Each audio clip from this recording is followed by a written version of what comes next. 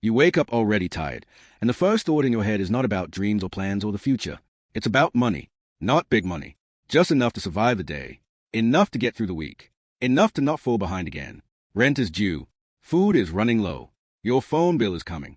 And whatever you saved last month is already gone, even before you really notice it was there. This is not because you're careless. It's not because you're lazy. And it's definitely not because you don't understand money. The truth is darker than that. The truth is that rent and food are slowly killing your ability to save, and they are doing it so quietly that most people blame themselves instead of the system squeezing them. Let's talk about rent first, because rent is a silent executioner. You don't feel it all at once. It doesn't stab you. It slowly tightens around your neck every year. You start somewhere reasonable. Maybe your rent was 20 or 25% of your income. It felt manageable. You could breathe. Then your salary stayed the same, or went up just a little, and rent didn't care. Rent went up anyway. 5%, 10%, another fee, another deposit, another rule. Suddenly rent is 40% of what you earn. For some people, it's more than half. You tell yourself it's temporary. You tell yourself you'll move. You tell yourself next year will be different. But moving costs money. Deposits cost money. Time costs money. And you don't have spare time or spare money. So you stay. And every month, before you even think about food, before transport, before life, rent has already taken the biggest bite out of your income. Now food. Food used to be flexible. You could cut corners. You could buy cheaper. You could adjust. That illusion is gone. Food prices rise in small, cruel steps. A little more for rice. A little more for oil. A little more for eggs. You don't notice it in one trip. You notice it when your usual grocery amount suddenly buys less. You notice it when the bag feels lighter. You notice it when you start skipping things you used to consider normal. And here's the part nobody likes to admit. When you're exhausted, you don't buy food logically. You buy food emotionally. After a long day, after dealing with people, after work that drains you, your brain wants relief.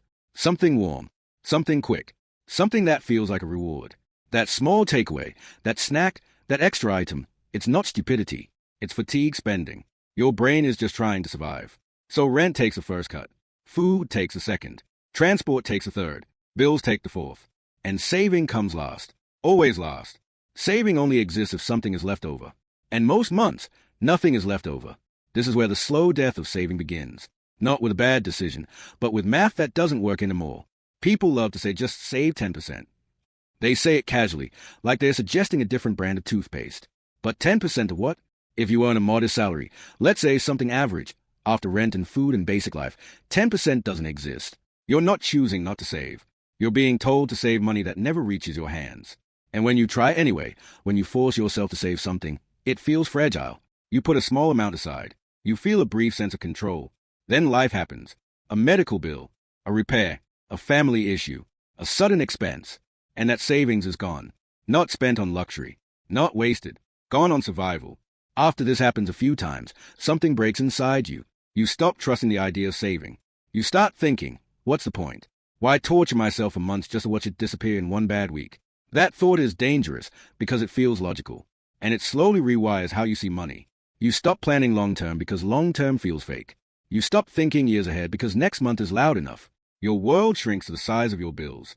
You don't dream smaller because you want to. You dream smaller because dreaming big hurts. This is the psychological trap. Constant pressure destroys future thinking. When every month is a fight, your brain stays in emergency mode. Emergency mode is good for surviving today. It's terrible for building tomorrow. In emergency mode, you don't optimize. You react. You don't plan. You cope. You don't invest. You patch holes. And the system knows this. The system is built around the fact that most people will be too tired to fight it. Rent markets assume you'll pay whatever you must because you need shelter. Food markets assume you'll pay whatever it costs because you need to eat. Wages move slow. Prices move fast. That gap is not an accident. That gap is a profit zone. You are not failing at saving. Saving is being slowly removed from your life. And the cruelest part is how invisible it looks from the outside. You're working. You're paying bills. You're not reckless. You're not drowning in luxury. Yet you're stuck. And because you're stuck quietly, nobody panics. Nobody sounds alarms. They just tell you to budget better. Budgeting doesn't fix math that's broken at the base. Here's what really happens over time. First, you stop saving. Then you stop expecting to save. Then you stop believing saving is for people like you. You start seeing savings as something other people do. Richer people. Luckier people. People with easier lives. That belief settles deep. It changes your behavior. You stop even trying to protect future money, because future money feels imaginary. You live in a loop of earning, spending, surviving, repeating. Not because you want to, but because that's the only rhythm your life allows. And the system loves loops. Loops are predictable. Predictable people are easy to extract money from. Every year rent inches up. Every year food inches up. Every year your savings chance shrinks a little more. Not dramatically. Not enough to cause riots. Just enough to keep you tired. By the time you realize what's happening, you're already deep inside it. And someone will still tell you it's about discipline. The truth is, discipline doesn't create money where none exists. Discipline doesn't lower rent. Discipline doesn't make food cheaper. Discipline just makes suffering quieter. And that's where this story really starts to get uncomfortable. Because once saving dies, something else replaces it. Debt. Not dramatic debt at first. Small debt. Manageable debt. The kind that feels like help. The kind that promises breathing room. Debt doesn't arrive like a villain. It doesn't kick the door down. It shows up politely, holding a solution. It speaks softly. It says, just this once. Just to get through the month. Just to breathe a little. And when you're already tired from rent and food quietly draining you, that voice sounds reasonable. You don't wake up wanting debt. You wake up needing space. Space between bills. Space between paychecks. Space between you and panic. Debt offers that space, but it never tells you the price in a way your exhausted brain can feel. At first, it's small. A credit card for emergencies. A short-term loan. A pay later option at checkout. It feels controlled. You tell yourself you'll pay it off next month. You tell yourself it's temporary. And maybe, the first time, it is. But here's the reality most people never say out loud. Debt becomes permanent not because people are irresponsible, but because life doesn't pause to let you recover. You pay off one thing, and something else breaks. You clear a balance, and rent goes up again. You catch up, and food prices jump. The finish line keeps moving. So debt stops being a bridge and starts becoming the road itself. And once debt becomes normal, your relationship with money changes again. Now your paycheck is already spent before it arrives. Not just on rent and food, but on the past. On yesterday's survival. You are working today to fix last month. And next month, you'll work to fix today. That's the loop tightening. People underestimate how heavy this is mentally. Carrying debt isn't just about numbers. It's about constant background noise in your head. Every decision passes through it. Can I afford this? What if something goes wrong? What if interest eats me alive? That pressure doesn't leave when you clock out. It follows you home. It sits with you while you eat. It sleeps next to you. And when your brain is under constant pressure, it starts trading the future for relief.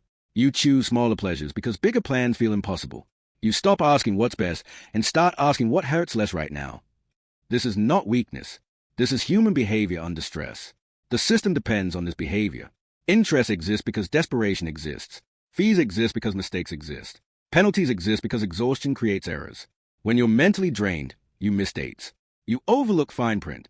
You accept bad terms just to stop thinking for 5 minutes.